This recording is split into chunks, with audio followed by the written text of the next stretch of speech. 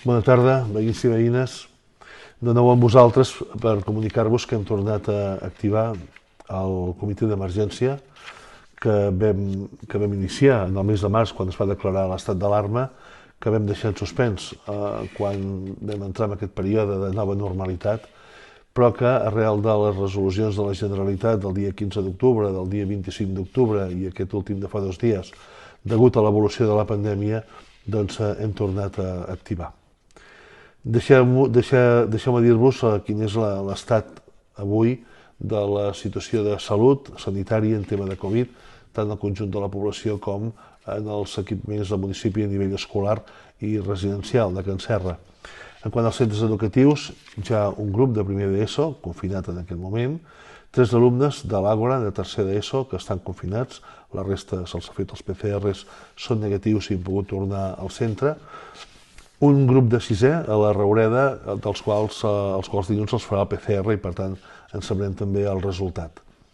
A Can Serra, una treballadora, després de les comprovacions rutinàries i de les analítiques que es fan d'una forma habitual, se li ha detectat un cas positiu i per tant s'ha deixat els avis, se'ls ha deixat a les seves habitacions, se'ls ha fet els PCRs, demà dilluns en sabrem els resultats en espera de prendre la decisió corresponent. Sabeu que a Can Serra venim d'un període molt dur, un període molt difícil, i per tant reclama tota la nostra atenció i cura. En quant a la qüestió en general de l'àmbit de salut, tenim des que va iniciar-se la pandèmia 258 casos de positius acumulats. En els últims 7 dies s'han detectat 20 casos positius, dels quals 9 d'aquests 20 són en els últims 2 dies. Per tant, fixeu-vos que aquestes decisions venen justificades per aquesta acusació en el nombre de positius detectats en aquests últims dies, la qual cosa demostra que el nivell de contagis és alt.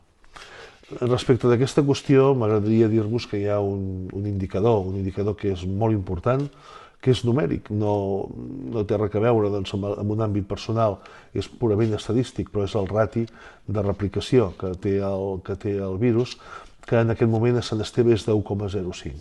Sabem que l'ideal és que aquest rati de reproducció baixi per sota de l'1, per tant vol dir que el grau d'infectació es va reduint. Per tant, estem per sobre, no és en el cas del nostre municipi, és aquest rati, hem vist aquest rati com s'alterava al llarg de diversos dies, perquè va en funció del nombre de positius detectats, però en altres municipis aquest rati de reproducció és molt alt. Per això deia que aquesta és una pandèmia que no afecta d'una forma uniforme a tots els municipis, sinó que va variant en funció segurament d'aspectes com la mobilitat o altres que puguin incidir en un moment donat en una població. Per tant, important que la gent que d'alguna forma o una altra es veu involucrada en algun positiu i per tant per una qüestió d'entorn se li demana que estigui a casa, és important que ho sigui. Passa el mateix a les escoles. Les escoles, quan hi ha un grup que detecta algun positiu, es confina la resta del grup, se'ls fa PCRs, se'ls fa quedar a casa. Però quedar-se a casa no és només per donar a l'escola, per donar a l'institut. Quedar-se a casa hauria de ser quedar-se a casa.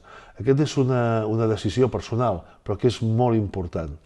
Més enllà de tot el que serien les sancions o els punts d'infracció o de sanció que puguin determinar les resolucions, jo que no caldria ni que tinguéssim que arribar a aquest punt. Nosaltres sabem que el rati de reproducció l'hem de baixar i l'única manera és, en benefici de tota la comunitat, que atenguem aquestes recomanacions. Jo soc conscient que en aquest moment hi ha persones que són molt crítiques amb com s'estan fent les coses o amb el punt de vista de com va aquesta pandèmia, i és molt normal i és perfectament comprensible que totes les opinions siguin tingudes en compte. De totes maneres, pel conjunt de la població, fins i tot també per aquestes persones, manifestar-los la importància d'aquest rati, la importància de que quedar-se a casa al final el que pot incidir és que numèricament aquesta xifra, aquest rati, aquest coeficient de replicació sigui menor i que per tant les decisions que les resolucions dels departaments de salut prenguin vagin en benefici de la comunitat. Per tant, aquesta és una responsabilitat personal que tinc que demanar al conjunt de la població. També m'agradaria donar un missatge a les persones, als comerços, restaurants, bars i centres d'estètica, que són els que han tingut que tancar. Estem en aquest moment avaluant quina és l'ajuda que en aquest cas nosaltres podem oferir.